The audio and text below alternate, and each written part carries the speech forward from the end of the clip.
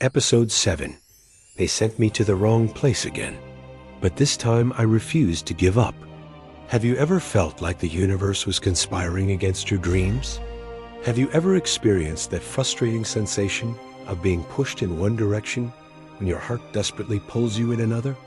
Today, I'm going to tell you how I, Wahid Omid, refused to accept defeat for the third time. How I found a way to pursue my musical dreams, even while studying something I had absolutely no interest in, and how the city of Donetsk became the stage for the greatest musical achievements of my career. This is a story about resilience, determination, and the unstoppable power of passion. Hello everyone. Welcome back to my channel. If you've been following my incredible journey through the Soviet Union, you know that my relationship with the Afghan government's educational decisions has been complicated and deeply disappointing. But you also know that I never give up on my dreams, no matter how impossible they seem. Please leave a like on this video, subscribe to the channel, and activate that notification bell. Before we continue, please like and follow the channel for more incredible stories of strength and overcoming. Then leave a comment about what you thought of the story. The year was 1983, and I was holding yet another official document from the Afghan embassy in Moscow. My hands trembled as I read the words. The Afghan government had granted my request to continue my studies in the Soviet Union. That part was wonderful. But the second part hit me like a punch to the stomach. I was being transferred to the Technical Agricultural University in the city of Donetsk, in Ukraine. Agriculture. Again, not music, not arts, not a conservatory. Just more classes about tractors, irrigation systems, and farming techniques that held zero interest for my artistic soul. I sat down heavily on my bed, staring at the official letter. Part of me wanted to crumple the paper and throw it. Part of me wanted to cry. But another part, a stronger part that had grown through years of struggle, refused to accept this as the final word on my destiny. I had already been through this painful process for many years, watching precious time slip away. But this time, I told myself firmly, this time would be different. I would fulfill my official obligations to satisfy the government, but I would also aggressively pursue every musical opportunity that Donetsk could offer. I was disappointed, yes, but I was also grateful to the Afghan government for allowing me to stay in the Soviet Union rather than forcing, and to return home to a country being torn apart by war. At least here I had access to world-class musical training, professional musicians, and appreciative audiences. I walked to the small mirror on the wall and looked at my reflection with clear, determined eyes. I saw a young man who had survived family conflict, political revolution, personal betrayals, and repeated disappointments. I saw someone who had jumped from a second-floor window to follow his dreams, who had performed at the presidential palace. Wahid Omid, I said to my reflection, you are not going to let some bureaucrat's decision destroy your dreams. You are going to Donetsk. You are going to study agricultural technology. But you are also going to become the most successful musician that city has ever seen. Several weeks later, after a long train journey, I arrived at my destination. When the train pulled into Donetsk Central Station, I pressed my face against the window, eager to see the city. What I saw took my breath away. Donetsk was nothing like the small village of Blagodarn. This was a big, bustling, cosmopolitan city with wide boulevards, impressive buildings, busy streets filled with cars and trolleybuses, and thousands of people. The city was in the heart of the Donbass region, famous for coal mines and heavy industry. But it was also a major cultural center, home to numerous universities, theaters, museums, concert halls, and conservatories recognized internationally. My new university was absolutely enormous.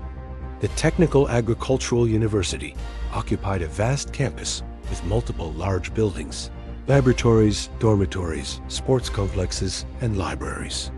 The campus was like a small city where students from dozens of different countries lived and studied together. I was amazed by the diversity. There were students from Africa, Latin America, the Middle East, Asia, and Central Asian republics. The campus was a true international community. After settling into my dormitory and completing registration, I did what I always did. I immediately sought out musical opportunities. I asked students, read bulletin boards, and explored the campus. As usual, I registered in the university's official musical band. I was excited, imagining talented musicians. Unfortunately, reality crushed those expectations. When I attended my first rehearsal, I was deeply disappointed. The musicians were mostly beginners who treated music as a hobby. They lacked technical skill, passion, and professionalism. The rehearsals were disorganized. People showed up late or not at all. The equipment was old. It was boring for me, a waste of time. After a few rehearsals, I made a strategic decision. I would not waste my time here. Instead, I would look for real opportunities outside the university's boundaries, in the larger city. Donetsk had many famous conservatories, recognized internationally. Among these was the Donetsk State Music Academy, a beautiful building with classical architecture. The more I learned about it, the more convinced I became that this was exactly what I needed. But there was a problem. I was officially enrolled full-time at the Agricultural University with a demanding schedule. I couldn't simply transfer to the Music Academy. That would require embassy approval and would face bureaucratic resistance. I came up with a plan. I couldn't study full-time at the conservatory, but perhaps I could take evening classes that wouldn't conflict with my daytime obligations. I started studying music at the Donetsk Music Academy during evening times, whenever I had free time from my other school. I arranged my agricultural university schedule strategically, choosing classes that would allow me to finish by late afternoon. The conservatory teachers were impressed by my dedication and existing skills. They welcomed me and began working with me on vocal technique, breathing exercises, musical interpretation, and performance skills. For the first time, I was receiving formal, systematic musical education from trained professionals. Those evening classes were like drinking water after wandering in a desert. Every lesson taught me something valuable. My vocal range expanded. My control improved dramatically. I learned how to protect my voice and use it efficiently. I studied music theory and learned to read complex notation. But education alone wasn't enough. I also needed practical performance experience, opportunities to work with professional musicians. I began exploring the city, visiting cultural centers, clubs, and theaters where live music was performed. I asked questions, made contacts, and kept my ears open for opportunities. Professional ensemble. The cultural center was called the Dvorets Kultury, Palace of Culture.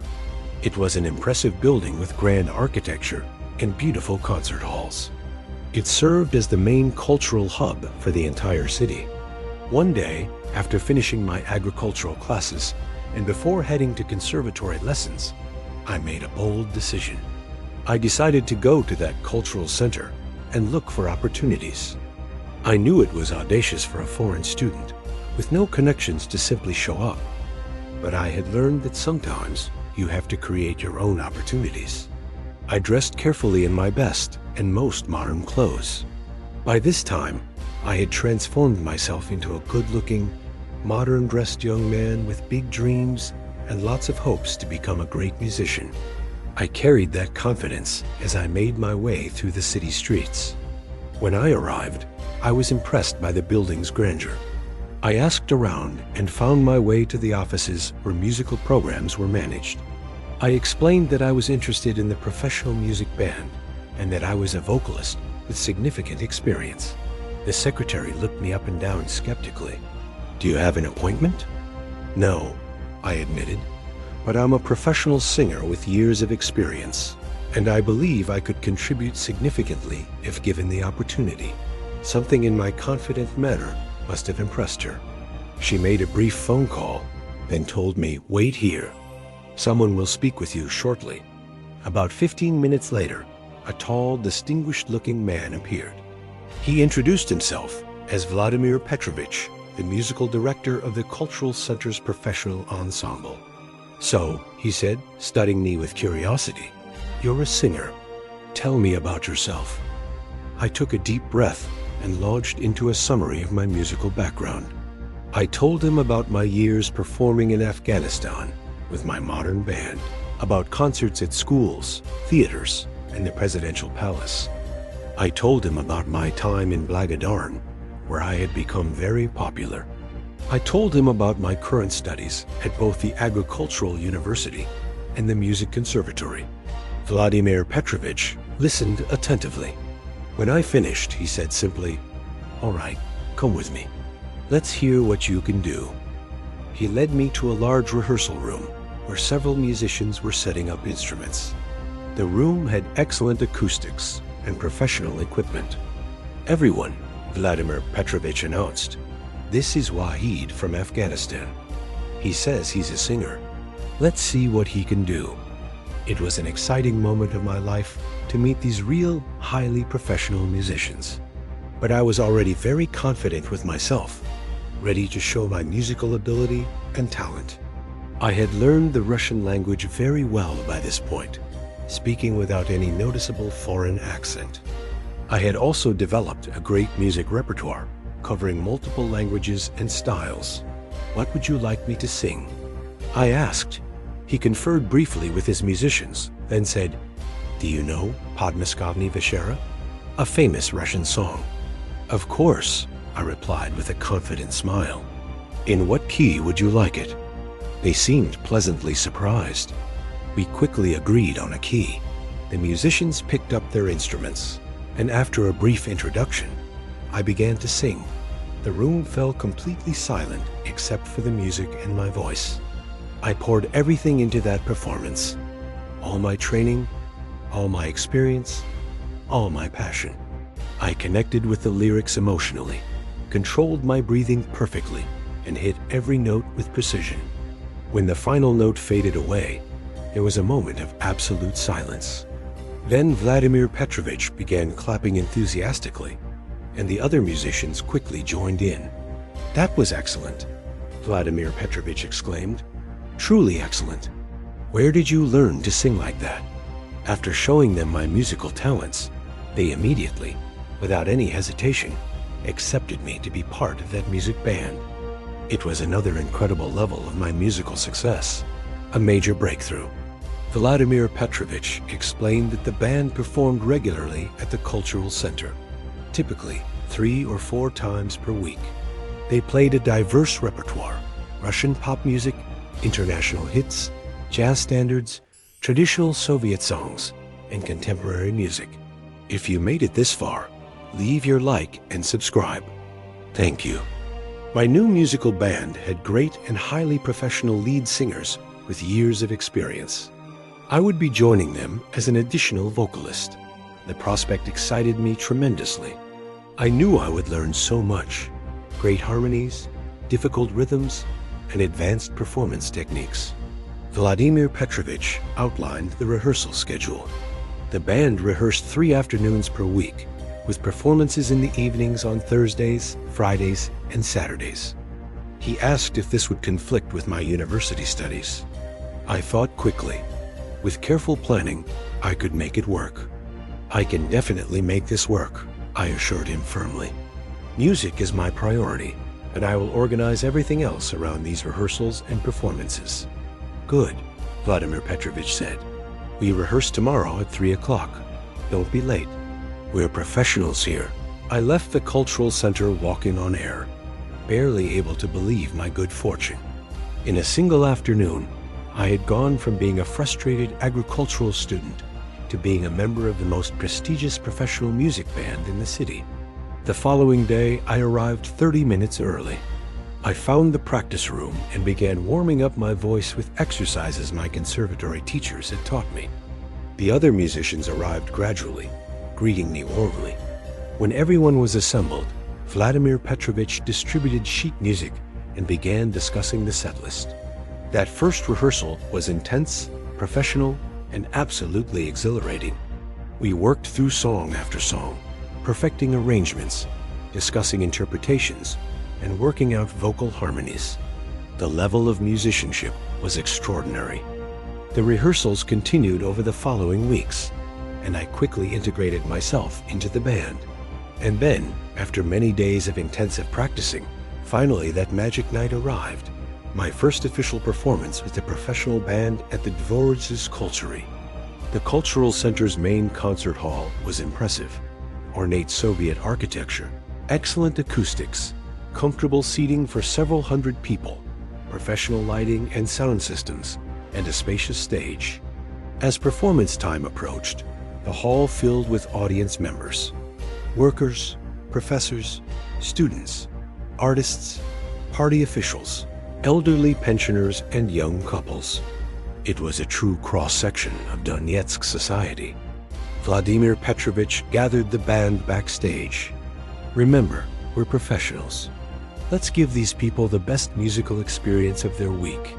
The house lights dimmed, the stage lights came up, and we walked out to enthusiastic applause. My heart was pounding, but the moment the music started, all my nervousness vanished. Me and my new band performed excellently that night. The setlist was diverse. We opened with upbeat Russian pop songs, moved into romantic ballads, included international hits, and closed with patriotic Soviet songs that had everyone singing along. I sang very well that night, pouring all my passion into every song. I connected with the audience, making eye contact, smiling, and expressing emotions through my facial expressions. The audience was very happy, enthusiastic, and receptive. They danced during upbeat numbers, swayed during slow songs, applauded thunderously, and shouted for encores. After the performance, many audience members came backstage. Several people specifically sought me out, amazed that one of the lead singers was from Afghanistan. "You speak Russian better than my grandson," exclaimed one elderly woman with tears. "And your voice is absolutely beautiful." Vladimir Petrovich was beaming. "Excellent work tonight, Wahid. You exceeded my expectations. Welcome to the band officially." In a very short time, I became very famous among the people of Donetsk. Everywhere I went, to the market, to the post office, to cafes, people recognized me and greeted me warmly. "You're the singer from the Cultural Center," they would exclaim with delight. Very soon, I became one of the most beloved musicians in Donetsk. The mayor personally invited me to perform at many important city events, Victory Day commemorations, New Year celebrations, and harvest festivals. I felt truly appreciated and valued. At the university, I also trained many of my Afghan student colleagues to participate in cultural programs representing Afghanistan. We created performances showcasing traditional Afghan music, poetry, and cultural traditions. These programs were very successful. During those years, despite all my musical success, I missed my family very much, especially my mother. The only serious problem was staying in contact with them. It was very hard to call or directly contact my family from the Soviet Union. The technology of that time was extremely limited. There was no internet, no email, no video calls. International telephone calls had to be booked days in advance, were extremely expensive, and often had terrible quality. The only practical way to stay in contact was by writing long letters. Those days, the Russians didn't have good communication technology like we have today. Everything was very limited for all foreign students. I would spend hours every week writing letters to my mother, telling her about my studies, my performances, my successes and struggles. Then I would wait anxiously for her responses, which took 2 to 3 weeks to arrive. My mother's letters were my lifeline to home. She told me about my siblings, about relatives, about the increasingly difficult conditions in Kabul as the war intensified. She always encouraged me to continue pursuing my musical dreams. "My beloved son," she wrote in one letter, "I am so proud of everything you have achieved. Your grandfather, Julam Aliomid, asks about you constantly. Never give up on your dreams, Wahid. Music is your destiny. Those words sustained me through the hardest moments. My daily routine was absolutely brutal. A typical day began at 6 in the morning. I would rush to my first agricultural science class at 7:30. The daytime hours were consumed by lectures on soil science, plant biology, agricultural machinery, and irrigation systems, subjects I struggled to care about. I did the minimum necessary to pass my courses, but my mind was always elsewhere. After agricultural classes ended around 3 or 4, I would rush across the city to the music academy for evening conservatory classes. This was when my real education happened. After conservatory classes ended around 7 or 8, my schedule depended on whether it was a performance night. On rehearsal nights, I would head to the cultural center for intensive practice sessions. On performance nights, I would arrive hours before showtime to prepare. I usually didn't arrive back at my dormitory until midnight or later, exhausted but exhilarated. Then I would spend an hour or two working on agricultural assignments before collapsing into bed around 2 or 3 in the morning. And then, just a few hours later, the alarm would ring again. It was crazy and physically draining. I was constantly tired, running on adrenaline more than proper rest. My roommates worried about me, but I couldn't slow down. Despite the exhausting schedule, those years were filled with incredible musical experiences. I remember one memorable concert during International Women's Day. Our band was chosen as the headline performer. Vladimir Petrovich had assigned me several solo performances, including a challenging Russian love song. When my solo moment arrived, I sang with all the emotion I could muster, thinking of my own mother. As I sang, I could see women in the audience wiping tears. When I finished, there was absolute silence, and then the entire hall erupted in thunderous applause. People rose in a standing ovation. Women threw flowers onto the stage. Vladimir Petrovich embraced me warmly afterward. "That was extraordinary, Wahid. You have a very special gift." Another unforgettable experience came when the mayor invited our band to perform at a major international cultural exchange event.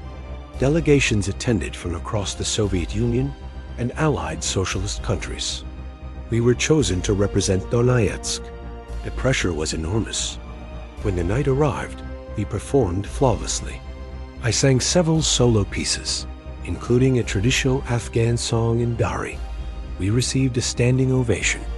One of the judges, a famous composer from Moscow, came backstage. "Young man, you have a truly remarkable voice. Have you considered pursuing a career in Moscow? You could have a very successful career there." I explained my complicated situation. He shook his head sympathetically. "What a waste of bureaucratic nonsense. Just remember, if circumstances change, there are people in Moscow interested in working with you." That conversation planted a seed, the possibility of transitioning to full-time musician in a major cultural capital. As I approached my final year of studies, uncertainty intensified. What would happen when I finished? Would I be forced to return to Afghanistan? Then, unexpectedly, a letter arrived from an old friend in Moscow. "Things are changing here," he wrote. "I've mentioned you to people in the cultural community. They're interested in meeting you. If you can visit Moscow, we might create opportunities. Moscow could be your next stage." I read that letter over and over. Could I really move to Moscow? It seemed impossible, but I felt that familiar excitement. The same feeling when I jumped from that window. It was the feeling of possibility, of destiny calling once again. And that, my friends, is where this chapter closes. My time in Donetsk transformed me from a struggling student into a confident, accomplished professional musician. I had proven once again that determination could overcome obstacles. But new challenges were waiting. The possibility of Moscow, uncertainty about my future, the ongoing war in my homeland. If you've made it this far, thank you. Please leave a like, subscribe, and comment. Have you ever had to balance competing demands? Share your experiences. The next episode will tell you about Moscow, new opportunities, and difficult decisions. Don't miss it. See you in the next video.